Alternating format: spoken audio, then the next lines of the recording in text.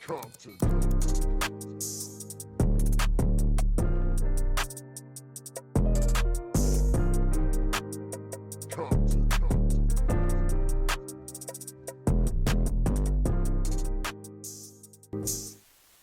Rams fans, what's the deal? We had a bye.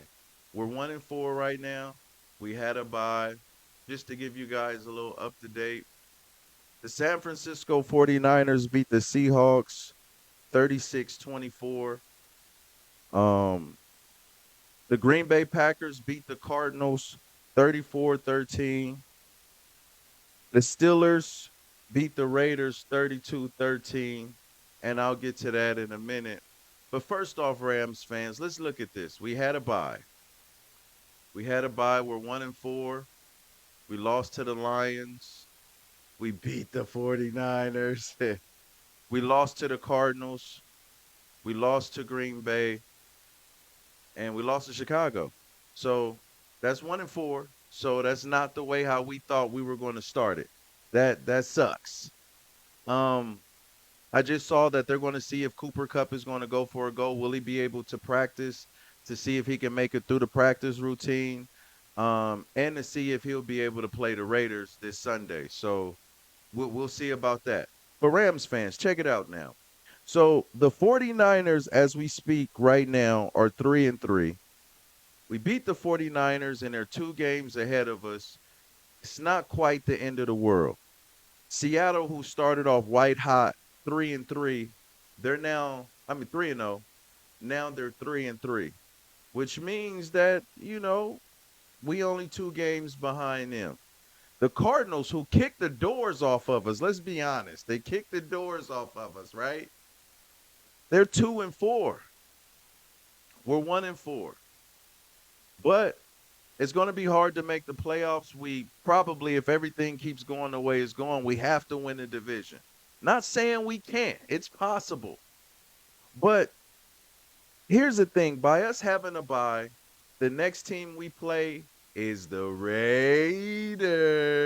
Cam, that's your team. The Raiders got destroyed by the Steelers. That don't mean nothing, though. Because one thing that the Raiders and Rams got in common, they're both last in their division. And they both start with an R.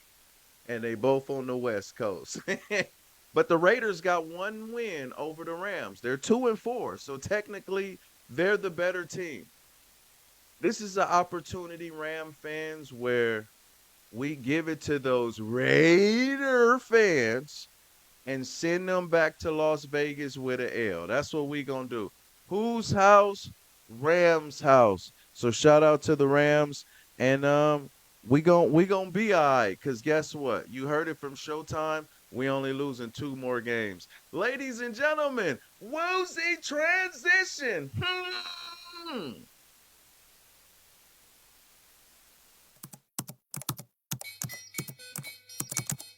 Compton.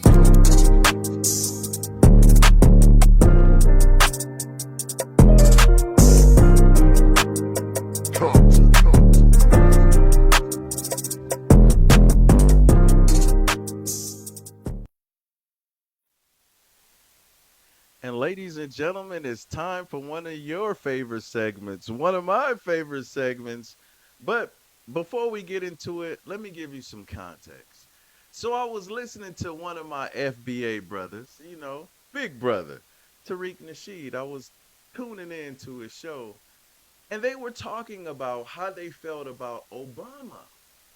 Obama came out and said, basically, black men, why aren't you voting for Kamala? Is it because you don't want to vote for a woman and you can't see a woman in charge? And he basically said, black men, shame on you. Well, let's hear what some of the black people say about the black brothers and, I guess, sisters who wanted Obama. This is how they feel about what you said, dog.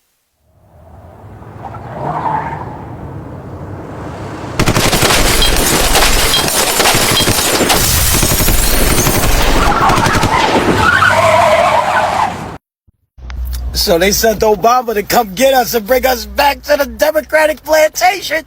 I want Barack Obama and every Democrat out there to know you do not own black people. We are not slaves. Our chains are gone. We do not owe you anything.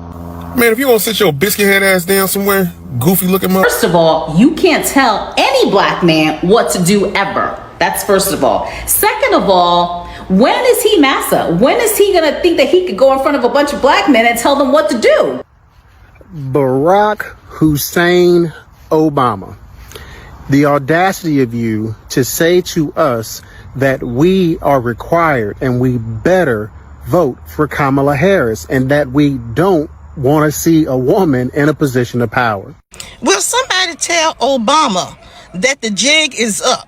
That we do know he is an anchor baby immigrant, that he is not an indigenous black American, that he's a Kenyan American, okay? And that we don't need none of his lecturing.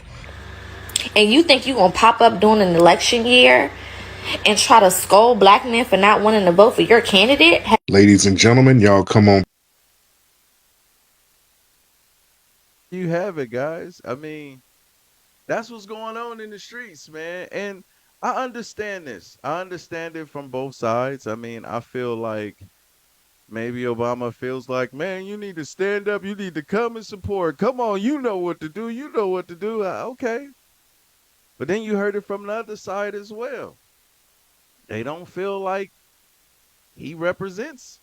You know what I mean? So that's the question, guys. What do y'all think? Me personally, I feel like this. If I put on a show or if we advertise a show and we don't sell out, that happens. That's part of the game. Right? We don't sell out. We can't then get mad at the people and say, how come you ain't coming to the shows? Even though you probably feel like you should. But I think it's on me as the promoter to promote the show.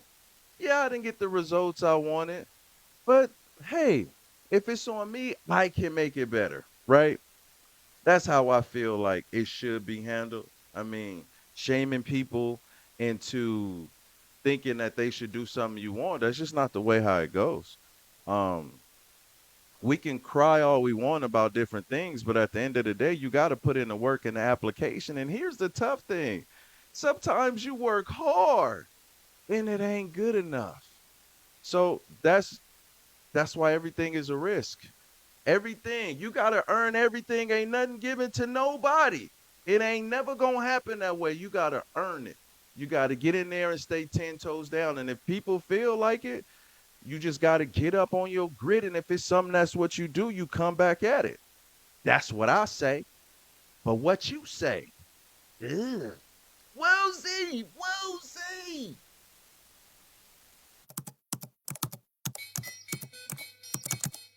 Compton.